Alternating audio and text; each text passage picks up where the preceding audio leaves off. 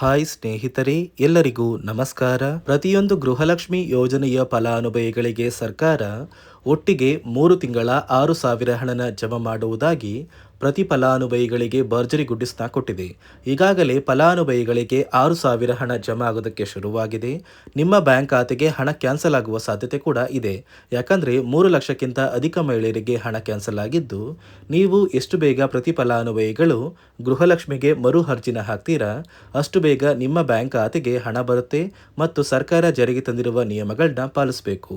ಅದೇ ರೀತಿ ಸರ್ಕಾರದಿಂದ ಇಂದು ಭಾನುವಾರ ಮೇ 24 ಮತ್ತು ನಾಳೆ ಸೋಮವಾರ ಮೇ 25 ಈ 2 ದಿನಗಳಲ್ಲಿ ಒಟ್ಟು 25 ಜಿಲ್ಲೆಗಳಿಗೆ 2 ಹಂತಗಳಲ್ಲಿ ಬೆಳಿಗ್ಗೆ 11 ಗಂಟೆಯ ನಂತರ ನಿಮ್ಮ ಬ್ಯಾಂಕ್ ಖಾತೆಗೆ 3 ತಿಂಗಳ 6,000 ಹಣನ ಸರ್ಕಾರ ಜಮಾ ಮಾಡ್ತಾ ಇದೆ ಮತ್ತು ರೇಷನ್ ಕಾರ್ಡ್ ದಾರರಿಗೂ ಕೂಡ 4 ಭರ್ಜರಿ ಗುಡ್ಡಿಸ್ನ ಕೊಟ್ಟಿದ್ದು, ಸರ್ಕಾರ ಏನೆಲ್ಲ ಮಾಹಿತಿ ಕೊಟ್ಟಿದೆ ಅಂತ ನಾನು ನಿಮಗೆ ತಿಳಿಸ್ಕೊಡ್ತಾ ಇದ್ದೀನಿ. ಅದಕ್ಕಿಂತ ಮೊದಲು ನೀವೇನಾದ್ರೂ ನನ್ನ ಚಾನೆಲ್ನ ಸಬ್ಸ್ಕ್ರೈಬ್ ಆಗಿಲ್ಲ ಅಂದ್ರೆ ದಯವಿಟ್ಟು ಪ್ರತಿಯೊಬ್ಬರು ಚಾನೆಲ್ನ ಸಬ್ಸ್ಕ್ರೈಬ್ ಮಾಡ್ಕೊಳ್ಳಿ, ಹಾಗೆ ವಿಡಿಯೋಗೆ ಒಂದು ಲೈಕ್ನ ಕೊಡಿ. ಹೌದು ವೀಕ್ಷಕರೇ, ಸರ್ಕಾರದಿಂದ ಪ್ರತಿಯೊಂದು ಗೃಹಲಕ್ಷ್ಮಿ ಯೋಜನೆಯ ಫಲಾನುಭವಿಗಳಿಗೆ 3 ತಿಂಗಳ 6,000 ಹಣನ ಒಟ್ಟಿಗೆ ಜಮಾ ಮಾಡುವುದಾಗಿ ಭರ್ಜರಿ ಗುಡ್ಡಿಸ್ನ ಕೊಟ್ಟಿದೆ.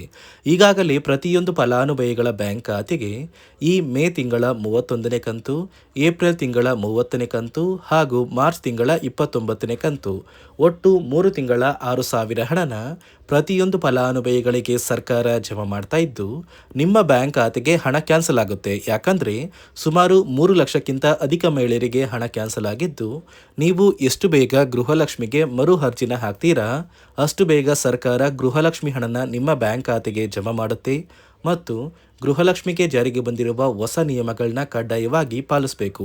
ಹಾಗಾದರೆ ಸರ್ಕಾರದಿಂದ ಯಾರಿಗೆಲ್ಲ ಹಣ ಬರುತ್ತೆ ಮತ್ತು ಕ್ಯಾನ್ಸಲ್ ಆಗಿದೆ ಮತ್ತು ಯಾವ ಹೊಸ ರೀತಿಯ ಬದಲಾವಣೆಗಳು ಬಂದಿದೆ ಅಂತ ಕೂಡ ತಿಳಿಸ್ಕೊಡ್ತಾ ಇದ್ದೀನಿ. ಅದಕ್ಕಿಂತ ಮೊದಲು ನೋಡಿ ವೀಕ್ಷಕರೇ, ಇಂದು ಭಾನುವಾರ ಮೇ 24 ಮತ್ತು ನಾಳೆ ಸೋಮವಾರ ಮೇ 25 ಈ 2 ದಿನಗಳಲ್ಲಿ ಕರ್ನಾಟಕದ 25 ಜಿಲ್ಲೆಗಳಿಗೆ 2 ಹಂತಗಳಲ್ಲಿ ಪ್ರತಿ ಜಿಲ್ಲೆಗಳಿಗೂ ಹಣ ಬರ್ತಾ ಇದ್ದು, ಬೆಳಿಗ್ಗೆ 12 ಗಂಟೆಗೆ ನಿಮ್ಮ ಬ್ಯಾಂಕ್ ಖಾತೆಗೆ ಹಣ ಬರ್ತಾ ಇದೆ. ಮೊದಲ ಹಂತದಲ್ಲಿ ಯಾವ ಜಿಲ್ಲೆಗಳಿಗೆ ಹಣ ಬರ್ತಾ ಇದೆ ಅಂದರೆ ಬಾಗಲಕೋಟೆ, ಬೆಳಗಾವಿ, ವಿಜಯಪುರ, ಧಾರವಾಡ, ಗದಗ, ಹಾವೇರಿ, ಉತ್ತರ ಕನ್ನಡ, ಬಳ್ಳಾರಿ, ಬೀದರ್, ಕಲಬುರಗಿ, ಕೊಪ್ಪಳ, ರಾಯಚೂರು, ಯಾದಗಿರಿ, ವಿಜಯನಗರ. ಅದೇ ರೀತಿ ಎರಡನೆಯ ಹಂತದಲ್ಲಿ ಬೆಂಗಳೂರು ನಗರ, ಬೆಂಗಳೂರು ಗ್ರಾಮಾಂತರ, ರಾಮನಗರ, ಚಿಕ್ಕಬಳ್ಳಾಪುರ, ಚಿತ್ರದುರ್ಗ, ದಾವಣಗೆರೆ, ಕೋಲಾರ, ಶಿವಮೊಗ್ಗ, ತುಮಕೂರು, ಚಾಮರಾಜನಗರ, ಚಿಕ್ಕಮಗಳೂರು, ದಕ್ಷಿಣ ಕನ್ನಡ, ಹಾಸನ, ಕೊಡಗು, ಮಂಡ್ಯ, ಮೈಸೂರು ಈ 2 ಹಂತಗಳಲ್ಲಿ ಪ್ರತಿ ಜಿಲ್ಲೆಗಳಿಗೂ ಸರ್ಕಾರ 3 ತಿಂಗಳ 6,000 ಹಣನ ಒಟ್ಟಿಗೆ ಜಮಾ ಮಾಡ್ತಾ ಇದೆ. ಆದರೆ ನಿಮ್ಮ ಬ್ಯಾಂಕ್ ಖಾತೆಗೆ ನೀವು ಹಣ ಪಡ್ಕೋಬೇಕು ಅಂದರೆ ಆದಷ್ಟು ಬೇಗ ಈ ಮೇ ತಿಂಗಳಲ್ಲಿ ಗೃಹಲಕ್ಷ್ಮಿಗೆ ಮರು ಅರ್ಜಿನ ಪ್ರತಿಯೊಬ್ಬರು ಹಾಕಬೇಕಾಗುತ್ತೆ ಮತ್ತು ಸರ್ಕಾರ ಜಾರಿಗೆ ತಂದಿರುವ ಹೊಸ ನಿಯಮಗಳನ್ನ ಪಾಲಿಸಬೇಕಾಗುತ್ತೆ. ಹಾಗಾದರೆ ಸರ್ಕಾರದಿಂದ ಯಾಕೆ ಈ ರೀತಿಯ ಬದಲಾವಣೆಗಳು ಬಂದಿದೆ ಅಂತ ಕೂಡ ತಿಳಿಸ್ಕೊಡ್ತಾ ಇದ್ದೀನಿ. ನಿಮ್ಮ ಬ್ಯಾಂಕ್ ಖಾತೆಗೆ ಗೃಹಲಕ್ಷ್ಮಿ ಯೋಜನೆಯ 3 ತಿಂಗಳ 6,000 ಹಣ ಜಮಾ ಆಗಬೇಕು ಅಂದರೆ ನೀವು ಆದಷ್ಟು ಬೇಗ ಗೃಹಲಕ್ಷ್ಮಿಗೆ ಮರು ಅರ್ಜಿನ ಹಾಕೋದು ಕಡ್ಡಾಯ. ಯಾವ ಕಾರಣಕ್ಕೆ ನೀವು ಮರು ಅರ್ಜಿ ಹಾಕಬೇಕು ಅಂತ ಕೂಡ ತಿಳಿಸ್ಕೊಡ್ತಾ ಇದ್ದೀನಿ. ನೋಡಿ ವೀಕ್ಷಕರೇ, ಸುಮಾರು 2 ರಿಂದ 3 ಲಕ್ಷಕ್ಕಿಂತ ಅಧಿಕ ಮಹಿಳೆಯರಿಗೆ ಗೃಹಲಕ್ಷ್ಮಿ ಹಣನ ಸರ್ಕಾರ ಕ್ಯಾನ್ಸಲ್ ಮಾಡಿದೆ. ಯಾಕಂದರೆ ಈ 3 ಲಕ್ಷಕ್ಕಿಂತ ಅಧಿಕ ಫಲಾನುಭವಿಗಳ ಬ್ಯಾಂಕ್ ಖಾತೆಗೆ ಪ್ರತಿ ತಿಂಗಳು ಗೃಹಲಕ್ಷ್ಮಿ ಹಣ ಜಮಾ ಆಗ್ತಾ ಇತ್ತು. ಸುಮಾರು ಸಾಕಷ್ಟು ಫಲಾನುಭವಿಗಳು ಮರಣ ಹೊಂದಿದ್ದಾರೆ. ಆ ಮರಣ ಹೊಂದಿರುವ ಫಲಾನುಭವಿಗಳ ಒಂದು ಸಂಖ್ಯೆ 2 ಲಕ್ಷಕ್ಕಿಂತ ಜಾಸ್ತಿ ಇದೆ. ಇದೇ ಕಾರಣಕ್ಕೆ ಪ್ರತಿ ಫಲಾನುಭವಿಗಳು ಗೃಹಲಕ್ಷ್ಮಿಗೆ ಮರು ಅರ್ಜಿನ ಹಾಕಿ ನಿಮ್ಮ ಬ್ಯಾಂಕ್ ಖಾತೆಗೆ ನೀವು ಹಣ ಪಡಿಬೇಕು. ಇಲ್ಲಿ ಮರು ಅರ್ಜಿ ಹಾಕುವ ಮೂಲಕ ಸರ್ಕಾರಕ್ಕೆ ನೀವು ಇನ್ನೂ ಕೂಡ ಗೃಹಲಕ್ಷ್ಮಿ ಹಣನ ಪಡಿತಾ ಇದ್ದೀರಿ ಅಂತ ತಿಳಿದು ಬರುತ್ತೆ ಮತ್ತು ಯಾರೆಲ್ಲ ಫಲಾನುಭವಿಗಳು ಮರು ಅರ್ಜಿನ ಹಾಕೋಲ್ಲ ಅಂತಹ ಫಲಾನುಭವಿಗಳ ಒಂದು ಹೆಸರನ್ನ ಗೃಹಲಕ್ಷ್ಮಿ ಯೋಜನೆಯ ಅರ್ಹರ ಪಟ್ಟಿಯಿಂದ ಸರ್ಕಾರ ಕ್ಯಾನ್ಸಲ್ ಮಾಡುತ್ತೆ. ಸರ್ಕಾರಕ್ಕೆ 2 ಲಕ್ಷಕ್ಕಿಂತ ಅಧಿಕ ಮಹಿಳೆಯರು ಮರಣ ಹೊಂದಿರೋದು ತಿಳಿದು ಬಂದಿದೆ. ಇದೇ ಕಾರಣಕ್ಕೆ ಈ ಮೇ ತಿಂಗಳಲ್ಲಿ ಸರ್ಕಾರದಿಂದ ನೇಮಕಗೊಂಡ ಕೆಲವು ಅಧಿಕಾರಿಗಳು ನಿಮ್ಮ ಮನೆ ಬಾಗಿಲಿಗೆ ಬಂದು ಪ್ರತಿ ಫಲಾನುಭವಿಗಳ ಒಂದು ದಾಖಲಾತಿಗಳನ್ನ ಮರುಪರಿಶೀಲನೆ ಮಾಡಿ ಮತ್ತೆ ಅರ್ಜಿನ ಹಾಕ್ಸ್ಕೊಂಡು ಹೋಗ್ತಾರೆ. ನಂತರ ನಿಮ್ಮ ಬ್ಯಾಂಕ್ ಖಾತೆಗೆ 3 ತಿಂಗಳ 6,000 ಹಣ ಬರುತ್ತೆ. ಅದೇ ರೀತಿ ಇನ್ನು ಮುಂದೆ ಪ್ರತಿ ವರ್ಷವೂ ಕೂಡ ನೀವು ವರ್ಷದ ಕೊನೆಯಲ್ಲಿ ಗೃಹಲಕ್ಷ್ಮಿಗೆ ನೀವು ಹೊಂದಿರುವ ಲೈಫ್ ಸರ್ಟಿಫಿಕೇಟ್ನ ಕೊಟ್ಟು ಅರ್ಜಿನ ಹಾಕಿದ್ರೆ ಮಾತ್ರ ಆ ಒಂದು ವರ್ಷದಲ್ಲಿ ಪ್ರತಿ ತಿಂಗಳು ಗೃಹಲಕ್ಷ್ಮಿ ಯೋಜನೆಯ 6,000 ಹಣ ಬರುತ್ತೆ.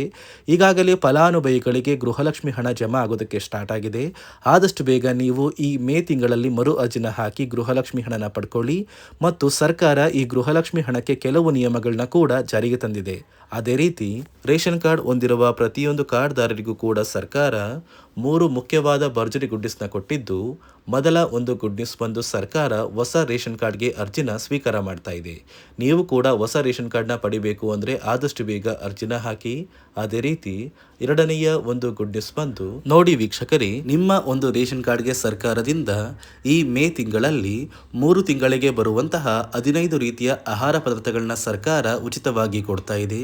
ಮೇ ತಿಂಗಳ ಒಂದು ರೇಷನ್ ಕಾರ್ಡ್ಗೆ ಸಿಗುವಂತಹ ಇಂದಿರಾ ಕಿಟ್, ಏಪ್ರಿಲ್ ತಿಂಗಳಿಗೆ ಸಿಗುವಂತಹ ಒಂದು ಇಂದಿರಾ ಕಿಟ್ ಮತ್ತು ಮಾರ್ಚ್ ತಿಂಗಳಿಗೆ ಸಿಗಬೇಕಾದಂಥ ಒಂದು ಇಂದಿರಾ ಕಿಟ್, ಒಟ್ಟು 3 ತಿಂಗಳ 15 ಆಹಾರ ಪದಾರ್ಥಗಳನ್ನ ಸರ್ಕಾರ ಪ್ರತಿ ಕಾರ್ಡ್ದಾರರಿಗೆ ವಿತರಣೆ ಮಾಡ್ತಾ ಇದೆ. ಮೂರನೆಯ ಒಂದು ಗುಡ್ ನ್ಯೂಸ್ ಬಂದು, ಇನ್ನು ಮುಂದೆ ನೀವು ಉಚಿತ ಅಕ್ಕಿ ಪಡಿಬೇಕು ಅಂದರೆ ಆ ಒಂದು ಬಯೋಮೆಟ್ರಿಕ್ ಮಷಿನ್ ಮೇಲೆ ಬೆರಳಿಡುವಂತಹ ಅವಶ್ಯಕತೆ ಇಲ್ಲ.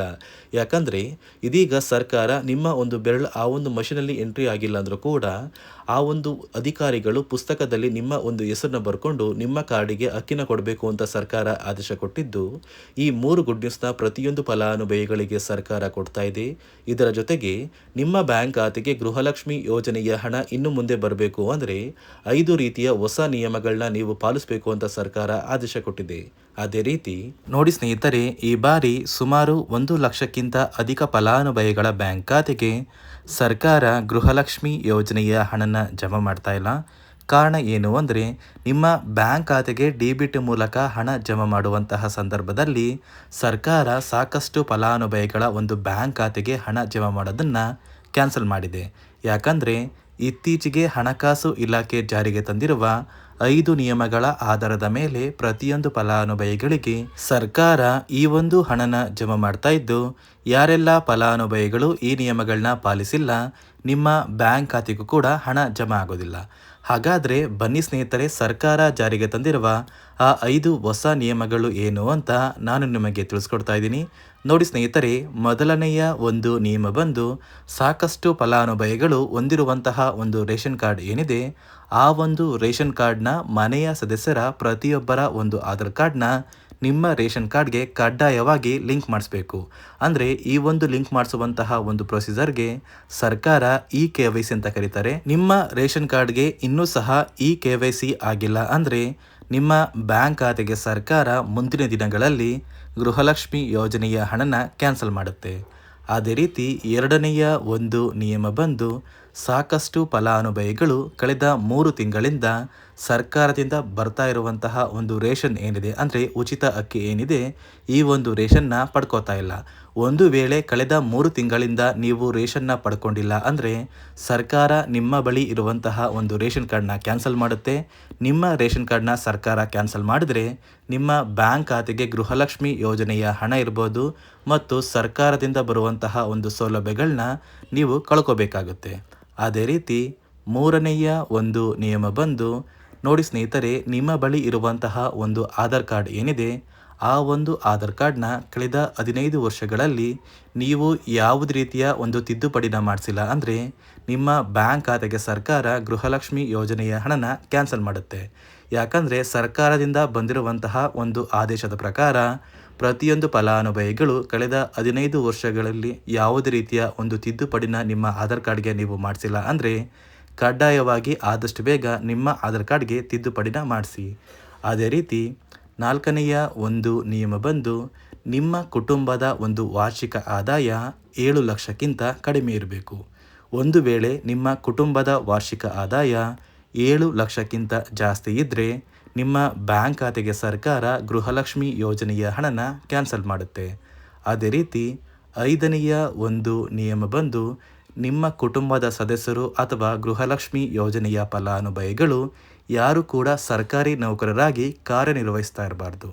ಒಂದು ವೇಳೆ ನಿಮ್ಮ ಕುಟುಂಬದಲ್ಲಿ ಯಾರೇ ಆಗಿದ್ರೂ ಸರ್ಕಾರಿ ನೌಕರರಾಗಿ ಕಾರ್ಯನಿರ್ವಹಿಸ್ತಾ ಇದ್ದರೆ ನಿಮ್ಮ ಬ್ಯಾಂಕ್ ಖಾತೆಗೆ ಗೃಹಲಕ್ಷ್ಮಿ ಯೋಜನೆಯ ಹಣ ಕ್ಯಾನ್ಸಲ್ ಆಗುತ್ತೆ. ಈ 5 ನಿಯಮಗಳ ಆಧಾರದ ಮೇಲೆ ಪ್ರತಿಯೊಂದು ಫಲಾನುಭವಿಗಳಿಗೆ ಸರ್ಕಾರ ಹಣ ಜಮಾ ಮಾಡ್ತಾ ಇದೆ. ಒಂದು ವೇಳೆ ನೀವು ಈ 5 ನಿಯಮಗಳನ್ನ ಪಾಲಿಸಿಲ್ಲ ಅಂದ್ರೆ ನೀವು ಕೂಡ ಗೃಹಲಕ್ಷ್ಮಿ ಯೋಜನೆಯ ಹಣದಿಂದ ವಂಚಿತರಾಗಬೇಕಾಗುತ್ತೆ. ಪ್ರತಿಯೊಂದು ಫಲಾನುಭವಿಗಳಿಗೆ ಸರ್ಕಾರದಿಂದ ಇಂದು ಭಾನುವಾರ ಮೇ 24 ಕರ್ನಾಟಕದ 25 ಜಿಲ್ಲೆಗಳಿಗೆ 3 ತಿಂಗಳ 6,000 ಹಣನ ಸರ್ಕಾರ ಜಮಾ ಮಾಡ್ತಾ ಇದೆ. ಅದೇ ರೀತಿ ರೇಷನ್ ಕಾರ್ಡ್ದಾರರಿಗೂ ಕೂಡ ಭರ್ಜರಿ ಗುಡ್ಸ್ನ ಕೊಟ್ಟಿದ್ದು ಪ್ರತಿ ಫಲಾನುಭವಿಗಳಿಗೆ ಎಲ್ಲ ರೀತಿಯ ಸೌಲಭ್ಯಗಳು ಸಿಗುತ್ತೆ ಅಂತ ಹೇಳ್ತಾ ಇದಿಷ್ಟು ಸರ್ಕಾರದಿಂದ ಬಂದಿರುವ ಹೊಸ ಮಾಹಿತಿಯಾಗಿದೆ. ನಾನು ಕೊಟ್ಟಿರುವ ಮಾಹಿತಿ ನಿಮಗೆ ಇಷ್ಟ ಆಗಿದ್ದಲ್ಲಿ ದಯವಿಟ್ಟು ಪ್ರತಿಯೊಬ್ಬರು ನನ್ನ ಚಾನಲ್ನ ಸಬ್ಸ್ಕ್ರೈಬ್ ಮಾಡ್ಕೊಳ್ಳಿ. ಹಾಗೆ ವಿಡಿಯೋಗೆ ಒಂದು ಲೈಕ್ನ ಕೊಡಿ.